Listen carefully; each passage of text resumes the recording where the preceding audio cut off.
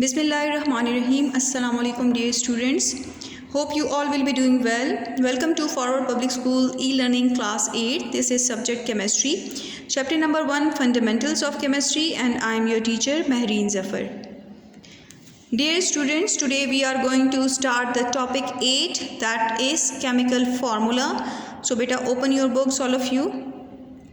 So take out page 20 of your books. Here we have the topic chemical formula.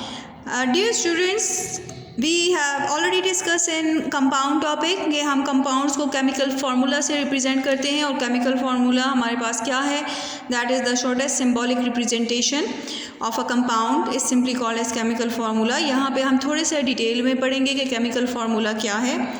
As you have learned earlier, the compound are represented by a chemical formula. The chemical formula of a compound is written by putting together the chemical symbols of the elements that make up the compound and their relative ratio by atoms. Already हम discuss कर चुके हैं कि कैसे हम chemical फार्मूले को लिखेंगे कि आपके कंपाउंड में जितने एलिमेंट्स हैं उनको उनके सिंबल्स और जिस रेशो में वो कंबाइन हुए हैं एलिमेंट्स वो हम साथ में लिख देते हैं. So the chemical symbols along with the ratio of combination of those elements atoms elements is simply called as a chemical formula. Now how can we define the chemical formula? So dear students, आप यहाँ पे mention करें definition और उसको underline करें with pencil. Here give the heading of definition. This is a proper definition of your chemical formula, that it is an abbreviation used for the full name of a compound with the help of symbols. कि हम ये abbreviation इस्तेमाल करते हैं compound के नाम की जगह उसके symbols को हम लिख देते हैं, या हम इसको इस तरह भी डिफ़ाइन कर सकते हैं दैट यहाँ से आपकी सेकंड डेफिनेशन शुरू होती है, that the symbolic representation of molecule of a compound is called as chemical formula. Simply हमारे पास सिंबॉलिक रिप्रेजेंटेशन का क्या मतलब है कि हम एलिमेंट्स के एटम्स के सिंबल्स और उन जो जिस रेशो में वो कंबाइन होते हैं उनको कंबाइन साथ में लिख के एक केमिकल फार्मूला बना लेते हैं, and that is the shortest representation of a compound. Now the question arises कि chemical formula से हमें क्या information मिलती है. So here is the answer. The chemical formula actually give us two types of information. One is the type of atom, कि आपके पास compound में किस किस्म के types elements मौजूद हैं, मतलब कि आपका compound किन elements से मिलके बना है, तो ये information हमें formula से मिल जाती है. And secondly the combination ratio, कि आपके जो atoms आपके formula में मौजूद हैं वो किस रेशो में आपस में कंबाइन हुए हैं. So we get two types of information about from a chemical formula, that is the type of atoms and the ratio of their combination. Clear? For example यहाँ पे आप हेडिंग दें एग्जाम्पल की, the chemical formula of sodium nitrate is NaNO3. So यहाँ पे अगर आप देखें सोडियम नाइट्रेट के फार्मूले में तो हमें सिंबॉलिक रिप्रेजेंटेशन से ये इन्फॉर्मेशन मिल रही है कि सोडियम नाइट्रेट कंपाउंड में सोडियम मौजूद है, नाइट्रोजन है और ऑक्सीजन है. तो ये तीन एलिमेंट्स जो है मौजूद हैं. सेकेंडली फिर हम इसमें ये इन्फॉर्मेशन भी हमें मिल जाती है कि सोडियम नाइट्रेट में इन तीनों एलिमेंट्स की कम्बिनेशन क्या है. ये इन्फॉर्मेशन तो हमें मिल गई कि सोडियम है, नाइट्रोजन है और ऑक्सीजन है. क्लियर? अब सोडियम का कंबाइन क्या है, आप देखिए सोडियम का के नीचे कुछ नहीं लिखा हुआ, इसका मतलब है जब कुछ भी नहीं होता तो we consider it as 1. Similarly nitrogen के नीचे भी कुछ नहीं लिखा, इसका मतलब है 1. लेकिन अगर आप ऑक्सीजन के नीचे देखें तो सबस्क्रिप्ट में 3 लिखा हुआ नजर आ रहा है, इसका मतलब है कि 3 atoms of oxygen combine together with 1 atom of nitrogen and 1 atom of sodium to give us a compound called as sodium nitrate. Clear हो गई? तो ये जो बात यहाँ पे मेंशन की गई है कि क्या इन्फॉर्मेशन मिल रही है, तो हमें एटम्स के बारे में पता चल गया कि इस कंपाउंड में ये 3 एलिमेंट्स मिलके ये कंपाउंड इन 3 एलिमेंट्स से मिलके बना है. फिर इससे हमें सेकेंड इन्फॉर्मेशन क्या मिलती है कि ये 3 डिफरेंट एलिमेंट्स जो हैं इनकी कंबाइनिंग रेशो क्या है, तो वो रेशो भी हमें कंपाउंड के फॉर्मूले से मिल जाता है. इसी तरह हमारे पास सेकंड एग्जांपल क्या है, ग्लूकोज. ग्लूकोज का फॉर्मूला है C6H12O6. अब आप खुद ईजिली बता सकते हैं कि इसमें 3 एलिमेंट्स मौजूद हैं, कार्बन, हाइड्रोजन एंड ऑक्सीजन। अगर मैं लिख दूँ carbon, hydrogen and oxygen. Carbon जो है उसके कितने एटम्स हैं आपको नज़र आ रहा है, सबस्क्रिप्ट में क्या लिखा है 6, मतलब कि कार्बन के 6 एटम्स कंबाइन होते हैं हाइड्रोजन के 12 एटम के साथ और ऑक्सीजन के 6 एटम के साथ, और इस तरह ये मिलकर बनाते हैं glucose compound. Now there are different types of formula, so we will show first that through a flow sheet. So dear students, हमारे पास 2 टाइप्स ऑफ फार्मूले होते हैं, one is called as empirical formula and another is called as molecular formula.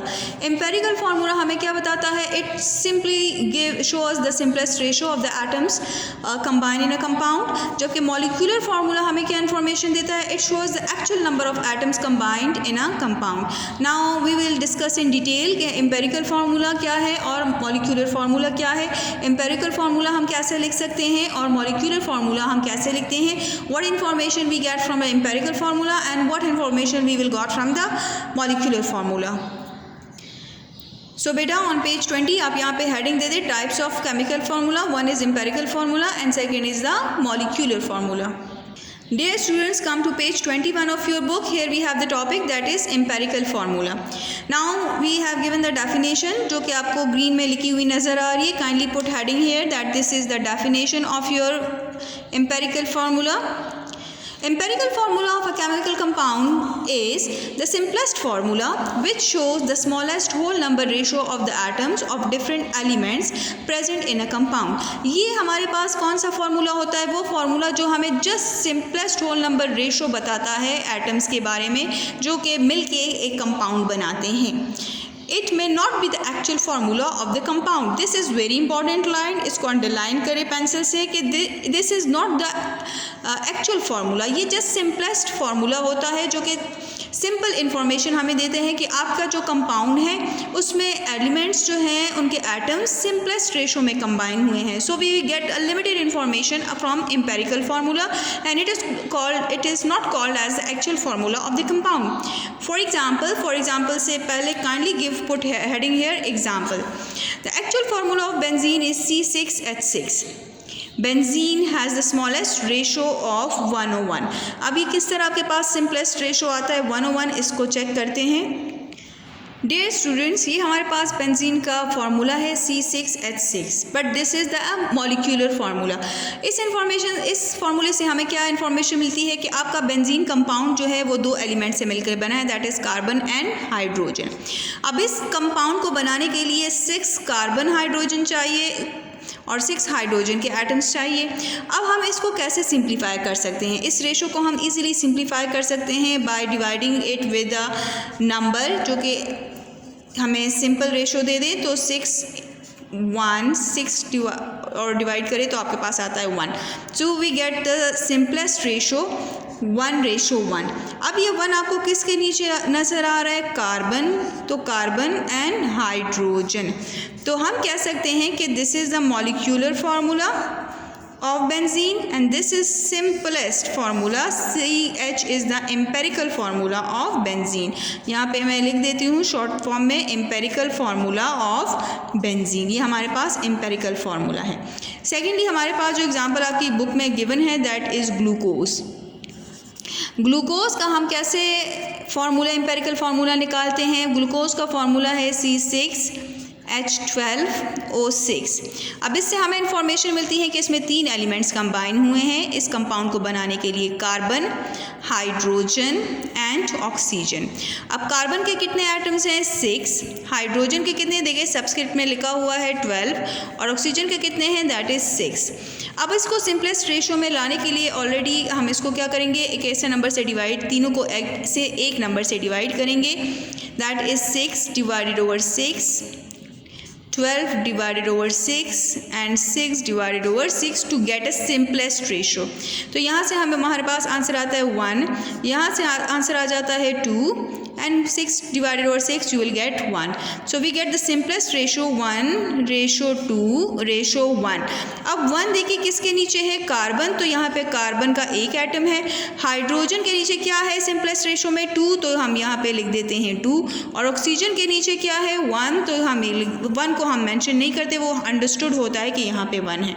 तो ये आपके पास कौन सा फार्मूला बन गया है, that it becomes the empirical formula for glucose. तो आपके पास जो हमने कहा है कि एम्पेरिकल फार्मूला हमें स्मॉलेस्ट होल नंबर रेशो बताता है, it is not the actual formula of the compound. Clear हो गया students? Now we will read it here that the actual formula of benzene is C6H6. Benzene has the simplest ratio of 1:1. वो मैंने आपको बता दिया है कि 1:1 हम कैसे निकालते हैं। So its empirical formula is CH. Kindly इसको अंडरलाइन करें। And the actual formula, second example आपके पास क्या है कि हमारे पास एक्चुअल फार्मूला ग्लूकोज का क्या है, C6H12O6। काइंडली ये फार्मूला अंडरलाइन कर लें। Glucose has the simplest ratio of 1:2:1। So it's empirical formula इसको अंडरलाइन करें, CH2O. This is the empirical formula of glucose and this is the empirical formula of benzene. Now come to the second type of formula, that is called as the molecular formula. अब molecular formula मैंने आपको पहले ही बता दिया है कि molecular formula हमारे पास क्या है।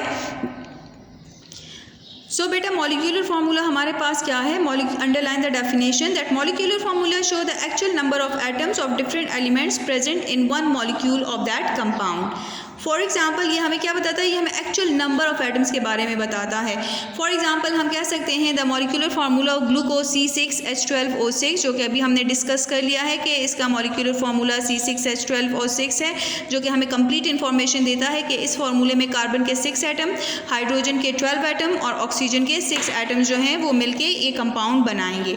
सिमिलरली बेंजीन का अगर हम देखें तो इसका मॉलिक्यूलर फार्मूला है C6H6, मतलब कि 6 कार्बन के एटम्स और 6 हाइड्रोजन के एटम्स मिलके आपको बेंजीन का फार्मूला बनाते हैं।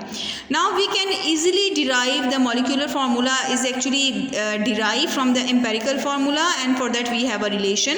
इस रिलेशन को ये फार्मूला है जिससे हम एम्पेरिकल फार्मूले से मॉलिक्यूलर फार्मूला निकाल सकते हैं। ये आपके पास, इसको काइंडली अंडरलाइन करें कि मॉलिक्यूलर फार्मूला हमारे पास क्या है, it's n multiply with empirical formula. n आपके पास क्या है, n में भी एनी नंबर, कोई भी नंबर हो सकता है starting from 1 2 3 4 and so on. Clear?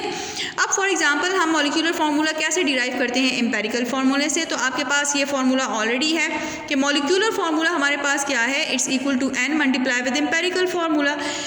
And we are going to calculate the molecular formula of benzene from its empirical formula which is CH। वो हम ऑलरेडी ऊपर डिस्कस कर चुके हैं कि empirical formula of benzene is CH। Now we empirical formula हमें मालूम है CH है, n की वैल्यू हम यहाँ पे 6 लगा देंगे तो आपके पास मॉलिक्यूलर फार्मूला हो जाएगा 6 मल्टीप्लाई विद CH। अब ये 6 जो है आपके पास कार्बन के साथ भी मल्टीप्लाई होता है तो C6 बन जाता है और हाइड्रोजन के साथ भी हो रहा है तो H6 बन जाता है। So from this relation we can easily get the molecular formula. इसका मतलब है कि अगर हमें एम्पेरिकल फार्मूला मालूम है तो हम उसके साथ n की वैल्यू मल्टीप्लाई कर लेंगे और इससे हमारे पास आ जाएगा मॉलिक्यूलर फार्मूला।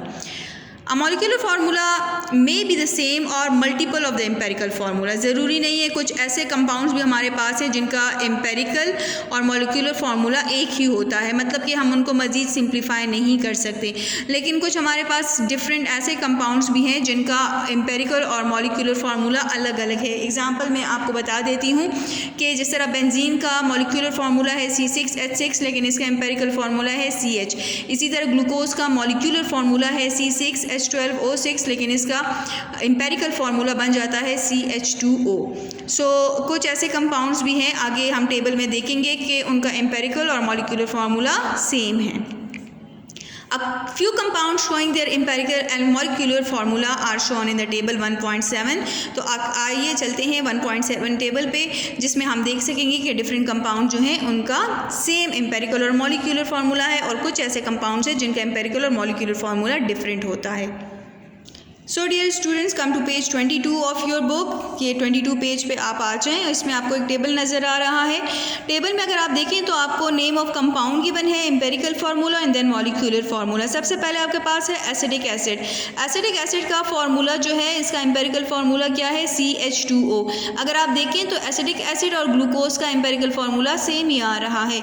अब इसका मॉलिक्यूलर फार्मूला क्या है, CH3COOH। अगर हम इसको कंबाइन करके लिखें तो देखिए आपके पास इस फार्मूले में कितने कार्बन हैं, कार्बन 1 2, तो इसको मैं लिख सकती हूँ C2, बिल्कुल जी लिख सकती हूँ।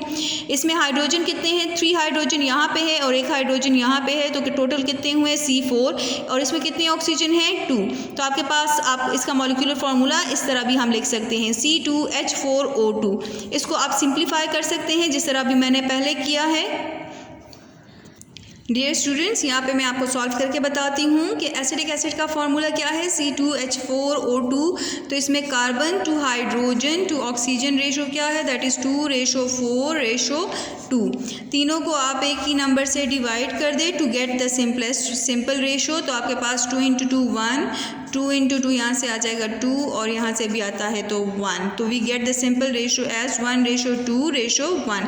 तो 1 किसके नीचे है, कार्बन। हाइड्रोजन के नीचे मैंने क्या लिखना है, दैट सबसेट में 2 एंड ऑक्सीजन के नीचे 1। क्लियर। तो this become the empirical formula of acidic acid, जिस तरह आपकी बुक में भी शो किया है, CH2O। नाउ सेकंड जो हमारे पास है दैट इज़ एसिटाइलिन। एसिटाइलिन का अगर आप देखें, आई थिंक अब आपको सिंप्लीफाई करना आप सीख गए होंगे। एसिटाइलिन भी एक कंपाउंड है और इसका एम्पेरिकल फार्मूला है CH और इसका मॉलिक्यूलर फार्मूला है C2H2। बेंजीन का मैंने आपको करके दे दिया है। इसी तरह ग्लूकोज का भी मैंने आपको बता दिया है। हाइड्रोजन पेरोक्साइड का एम्पेरिकल है HO और मॉलिक्यूलर है H2O2। सल्फ्यूरिक एसिड को हम मज़ीद सिंप्लीफाई नहीं कर सकते हैं, इसलिए इसका एम्पेरिकल और मॉलिक्यूलर फार्मूला सेम है। इसी तरह आयरन ऑक्साइड जो है Fe2O3, क्योंकि एक एटम आपका के साथ इवन नंबर है, दूसरे के साथ ऑड है, तो उसको हम फर्दर सिंप्लीफाई नहीं कर सकते, इसलिए इनका भी एम्पेरिकल और मॉलिक्यूलर फार्मूला सेम है। Same with the case is ammonia, methane and water. ये वो कंपाउंड्स हैं सल्फ्यूरिक एसिड से लेके वाटर तक जिनका एम्पेरिकल और मॉलिक्यूलर फार्मूला सेम है। It is clear from the table 1.7 that some compounds have identical. Identical का मतलब होता है same, similar. Identical का मतलब क्या है, similar, कि आपके पास इनका empirical और molecular formula similar होता है। Now come to the third topic, that is formula unit. अब ये तो हमने पढ़ लिया है empirical formula, molecular formula। Last जो topic आ रहा है that is formula unit. Ionic compounds को के जब छोटे छोटे units को हम combine कर देते हैं simple ratio में, तो उसको हम कहते हैं फार्मूला यूनिट। जिस तरह आपने देखा होगा कि बच्चे जब ब्लॉक्स के साथ खेलते हैं तो वो छोटे छोटे ब्लॉक्स को आपस में कंबाइन कर देते हैं, तो that single block is actually called as formula unit. So all the ionic compounds underline करें, ये फार्मूला यूनिट हम आयोनिक कंपाउंड्स के लिए करते हैं। लेकिन what is ionic compounds? Ionic compounds are those compounds which has ionic bond between them. Ionic compounds को हम उन कंपाउंड्स को कहते हैं जिनमें आयोनिक बॉन्ड मौजूद होता है। तो आप इसके ऊपर लिख लें, those compounds having ionic bond. अब आयोनिक बॉन्ड क्या चीज़ है वो हम आगे चैप्टर डिटेल में पढ़ेंगे। Those compounds having ionic bond. Bond क्या है? कनेक्शन को कहते हैं। एटम्स जो आपस में हम कंबाइन करते हैं तो इनके बीच में एक कनेक्शन डेवलप हो जाता है और उसको हम बॉन्ड का नाम देते हैं। तो आयोनिक कंपाउंड जो हैं जिनमें आयोनिक बॉन्ड होता है उनको हम आयोनिक कंपाउंड्स कहते हैं और इन आयोनिक कंपाउंड्स को हम रिप्रेजेंट करते हैं by their formula unit. Underline करें the definition. Here is the definition in written in green that the formula unit is the smallest repeating unit of an ionic compound showing the simple ratio between the ions. Ionic compound as the name show, ionic compounds इनमें ions के बीच में positive और negative ions जो हैं वो आपस में अट्रैक्ट होते हैं। तो फॉर एग्जांपल मैं आपको एक सिंपल सी एग्जांपल दे देती हूँ, that is sodium chloride. Sodium और क्लोरीन के बीच में ये जो बॉन्ड होता है ये आयोनिक होता है, क्योंकि सोडियम पॉजिटिव चार्ज का होता है और क्लोराइड जो है वो नेगेटिव होता है। तो दोनों में अट्रैक्शन डेवलप हो जाती है और इनके बीच में एक बॉन्ड बन जाता है। तो this bond is called as ionic compound. So ये आयंस को सिंपल रेशो में आपस में कंबाइन करते हैं। एग्जाम्पल को आप काइंडली अंडरलाइन करें। In the whole crystal lattice. Lattice का मतलब क्या होता है? क्रिस्टल क्या होता है? क्रिस्टल जो है वो 3 डायमेंशन 3D स्ट्रक्चर को कहते हैं। क्रिस्टल हम किसे कहेंगे? 3D structure.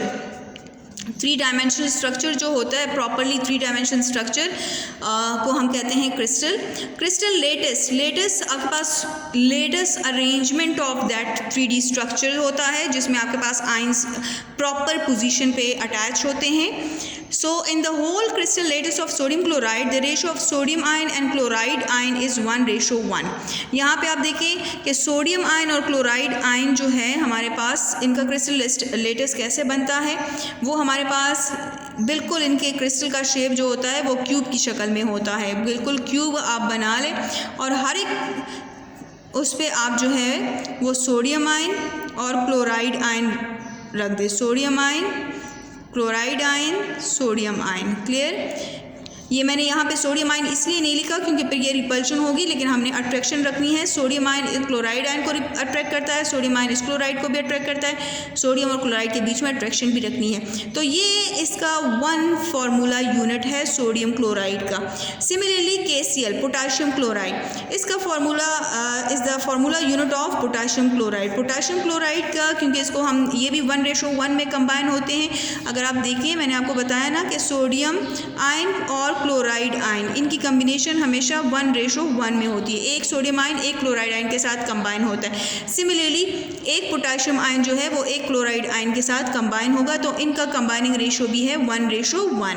क्लियर बेटा? Now come to practice problem. हमारे पास बुक पे एक प्रैक्टिस प्रॉब्लम है, दैट इज़, जो कि आपने खुद अटैम्प्ट करनी है। How many atoms of each element are present in the formula unit of each of the following compounds. आपको ABCD पार्ट्स गिवन है और सबसे पहले है Hg2Cl2 मर्क्यूरिक क्लोराइड। अगर मैं थोड़ा सा इसको गौर से आप देख रही हैं, आपकी बुक में है। सेकेंड आपके पास क्या है?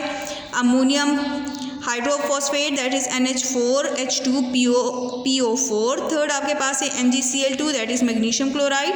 और फोर्थ आपके पास है NH4OH, that is ammonium hydroxide.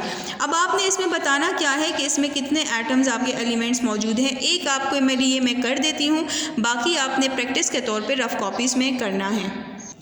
Dear students, अब आप यहाँ पे देख सकते हैं Hg2Cl2, तो आपके पास कंपाउंड की कंबाइनिंग रेशो क्या है? That is 2:2।